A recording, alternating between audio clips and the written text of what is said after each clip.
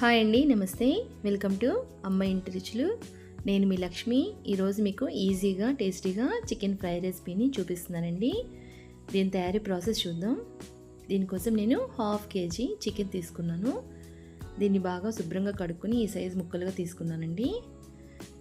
దీనిలో ఒక 1/2 tea spoon పసుపు, తర్వాత 1 టీ స్పూన్ సాల్ట్ వేసాను.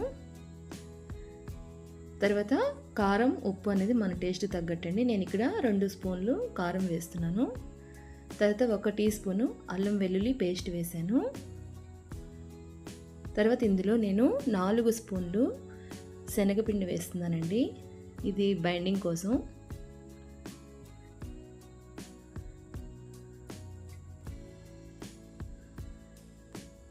తర్వాత దీనిలో క్రిస్పీనెస్ రావటం కోసమని 2 టీ స్పూన్లు నేను కార్న్ఫ్లోర్ వాడుతున్నాను.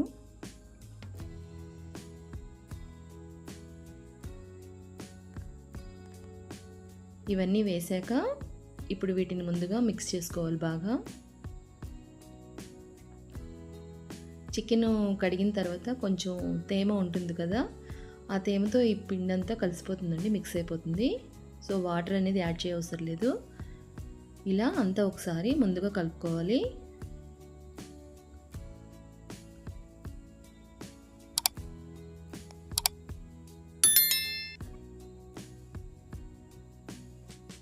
ఇలా అంతా కలుపుకున్న తర్వాత దీనిలోనే 1 టీ స్పూను గరం మసాలా, అలాగే కొద్దిగా కరివేపాకు, కొంచెం కొత్తిమీర తరుగు ఉంటే పుదీనా కూడా యాడ్ చేసుకోవచ్చు. అలాగే కొంచెం కారానికి 4 పచ్చిమిర్చిని చీల్చి వేసాను. తర్వాత ఇందులోనే ఒక నిమ్మకాయ ఫుల్ లెమన్ను నేను ఇందులో పిండుకున్నానండి.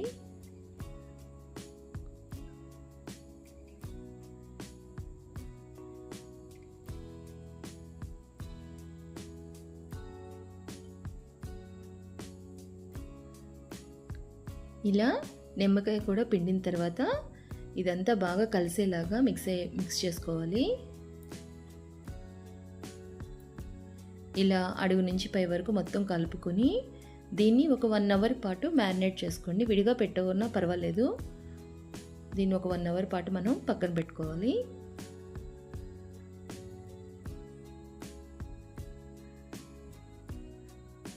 ఈలోగా కళాయిలో ఆయిల్ తీసుకుని అది హీట్ అయ్యాక ఈ చికెన్ పీసెస్ మ్యారినేట్ చేసుకున్నవి ఒక్కొక్కటిగా వేసుకోవాలి. మీడియం ఫ్లేమ్లో ఈ చికెన్ని ఫ్రై చేసుకోవాలండి, మధ్య మధ్యలో కలుపుతూ. ఆయిల్ ఎక్కువ హీట్ అవ్వకూడదు, అలాగే హై ఫ్లేమ్లో కూడా ఫ్రై చేసుకోకూడదండి. హై ఫ్లేమ్లో చేసుకోవటం కానీ ఆయిల్ బాగా హీట్ ఎక్కాక వేయటం వల్ల చికెన్ పైన కలర్ వచ్చేస్తుంది, లోపల కుక్ అవ్వదు. సో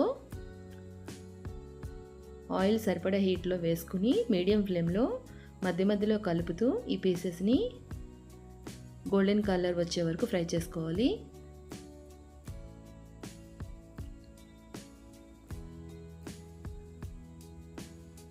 దీన్ని 1 అవర్ మ్యారినేట్ చేయటం వల్ల చికెన్ పీసెస్ లోపల టెండర్గా, పైన క్రంచీగా కూడా వస్తాయండి. ఫ్రై చేసినప్పుడు చాలా టేస్టీగా ఉంటాయి.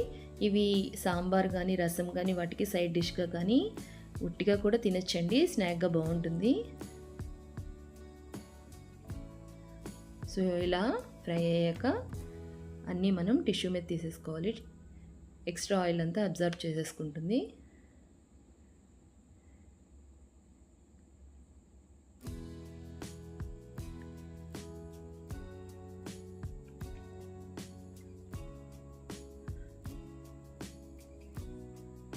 ఇలా మిగిలిన ముక్కలు కూడా నేను ఫ్రై చేసి పెట్టుకున్నాను. వీటినన్నింటిని ప్లేట్లో సర్వ్ చేశాను. ఇది చాలా ఈజీగా టేస్టీగా చేసుకోవచ్చండి, అందరికీ నచ్చి తీరుతుంది. మీ అందరికీ మా ఛానల్ నచ్చినట్లయితే please like, share and subscribe to my channel. Thank you.